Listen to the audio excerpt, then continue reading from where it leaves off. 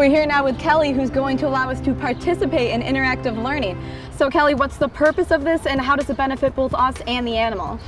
Well, as you've seen throughout our training, that Slick is very, very comfortable in a lot of different settings, and we've gotten him to that point where he is really comfortable in this type of setting.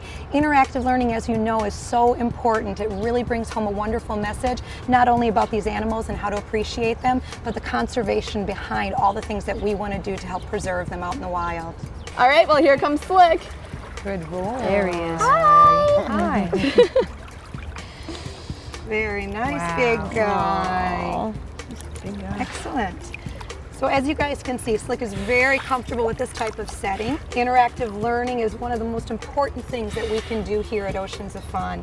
And one thing that we can also do is teach you so much about marine mammals, how to help preserve them, and how to help their counterparts out in the wild. These animals do serve as ambassadors to our species, and they do a great job teaching individuals what we can all do to help protect them. And Slick here, as you can see, is very comfortable in those type of settings. Aren't you, Slick? Are you a good boy? Yes, you are, Slick. Oh, very nice. Thank you, buddy. He's got strong flippers. He sure does. Wonderful. So as we are going to be learning today, we have learned so much about these magnificent animals. And all about our training. And one of the ways that we can learn to appreciate them even more is getting up a close personal look at them.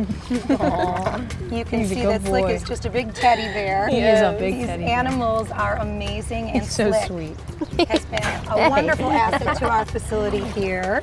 He's just going to come and say hello to you all. Oh. Sea lions do greet with a nuzzle of their nose, believe it or not, almost like a zerber, you'd call it. But that is a typical way of them saying hello, and they do that to one another and obviously to new individuals.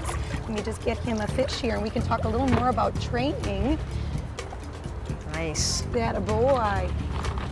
He seems very gentle. Would there be any reason to be worried about him doing any danger or harm to someone? Well, you know, in a zoological environment like this, we've been working with Slick all of his life, so he is very comfortable and used to do like that. A little spit in your direction. You can't get away without getting some of that. But we are actually working very closely with him, so we built that relationship. But out in the wild, these animals are not tame by any means, so it would definitely be very dangerous to approach, especially a big bull California sea lion like Slick. They are protected under what is called the Marine Mammal Protection Act. That was instated back in 1972, and it has done a great job of protecting these animals, but we also need to do our part, not by approaching them, obviously making sure we're giving them safe distance, but also by protecting their environment, making sure that we are not polluting in the environments that they live their lives on. A lot of people don't realize the fact that seals and sea lions live both on land and in the water. They're actually spending half of their life on land. Really? So for that reason, they're going to be needing the beach areas out in the California coastline to not only have their babies born, to raise those pups. And so a lot of times people don't realize how much time they're spending on land.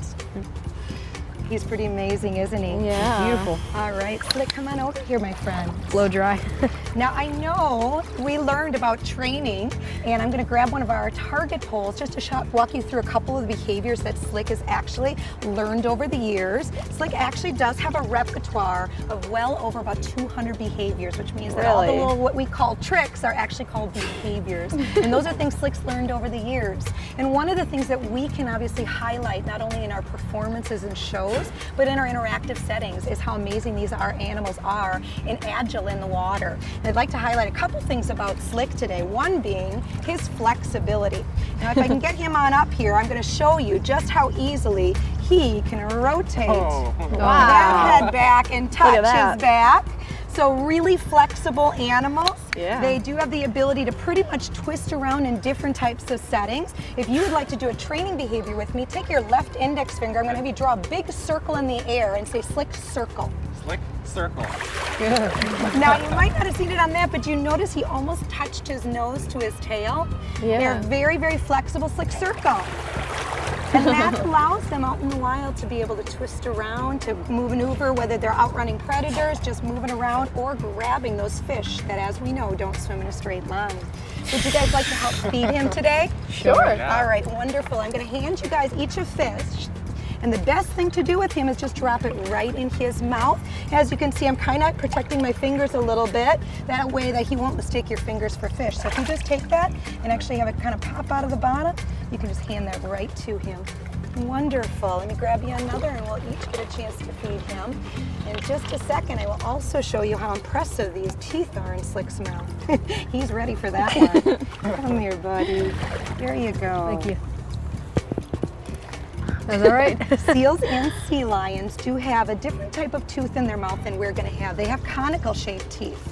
So they're pretty sharp Look at those. and naturally black. People don't realize that. Our harbor seals actually do have white teeth, but sea lions have black teeth in their mouth. And as you were mentioning earlier, those cone shapes are actually what you're seeing there, those sharp, pointy, almost like the bottom of an ice cream cone. And those are not used necessarily for chewing fish or grabbing their fish when they're out in the open ocean. They really don't waste a whole lot of time chewing, as you can see. He just swallows it and right down the gullet it goes. So not a problem for him at all. Come here, buddy. I'll let you guys go ahead and give him one more layout, and you can really also, he's gonna come right across here. Aww. One thing that we are gonna show you is his body shape. Slick is extremely streamlined in shape, kind of shaped like we call a torpedo. Kind of slim in the end, a little bit longer in the end. That kind of helps that torpedo-shaped body swim through that water. Right. Seals and sea lions can reach top speeds about 20 to 25 miles per hour. Pretty amazing how fast they can move. And they can actually hold their breath for a long period of time. As Slick backs up here, I'm just kind of guiding him back so you guys can see his nostrils. Seals and sea lions breathe through their nose for the most part, much like a cetacean's blowhole, or that hole you're going to see at the top of a dolphin's head. He actually is using his nose to breathe. So that way he can get no water in there. They are mammals, so they do need to breathe out of there through their lungs. And so when he's underwater, he can close that off, and then he can open that up very easily while he's actually taking a breath of air. How long can he hold his breath for? So about 15 to 20 minutes if you would really need to. Now there are different species of seals and sea lions that can hold it a little bit longer than that. But what we found with the California sea lions is they hold it about 15 to 20 minutes. So if you would not mind, you can go ahead and give him that fish. Pop it right in his mouth. Perfect. He's all comfortable with you guys already. Wonderful. Yeah. Perfect. Now the other adaptation I'd like to highlight for you is that Slick has some pretty cute whiskers. I know you've been impressed by a lot of whiskers you've seen today. Yeah. And one of them might have been Scooter's little curly Q whiskers. Yeah. Slick has pretty impressive whiskers. If you guys all take your fingers like this and extend them out, you're going to see that Slick also has some pretty impressive whiskers. Ooh. Slick has a very fun way of saying goodbye to you guys. It's kind of making you part of his environment, thinking you're a little too dry today. So on the count of 3, if you guys want to just punch your hands in the air, he can show you what he can do. 1, 2, 3, splash! Very good, buddy.